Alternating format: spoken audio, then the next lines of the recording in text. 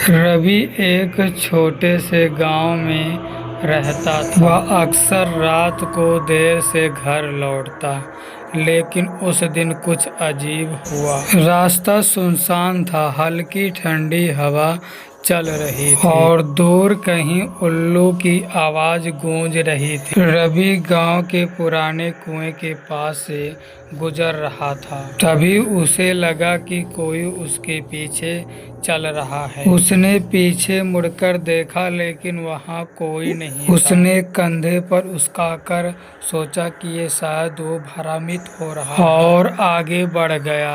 लेकिन कुछ दूर जाने के बाद उसे फिर से किसी के चलने की आहट सुनाई। अब की बार जब उसने मुड़कर देखा तो एक धुंधला साया कुएं के पास खड़ा था। साया धीरे धीरे उसकी ओर बढ़ने लगा।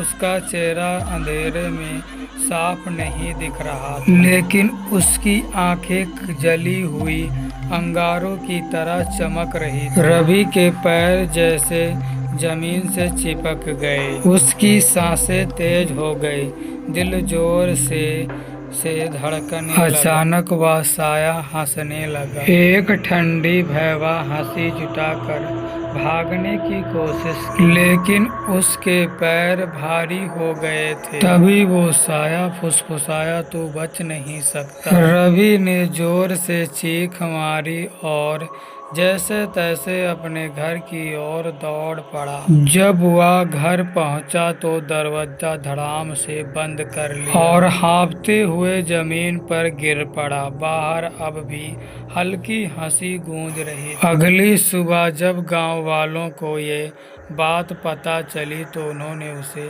बताया कि वहाँ कुआं एक लड़की की आत्मा से बसा हुआ है, जिसने सालों पहले उसी कुएं में कूद कर जान दे दी थी। जो कोई भी रात को वहां से गुजरता, वह आत्मा उसे कभी चैन से नहीं रहने देती। और उस दिन के बाद रवि ने कभी रात को अकेले बाहर निकलने की हिम्मत नहीं की।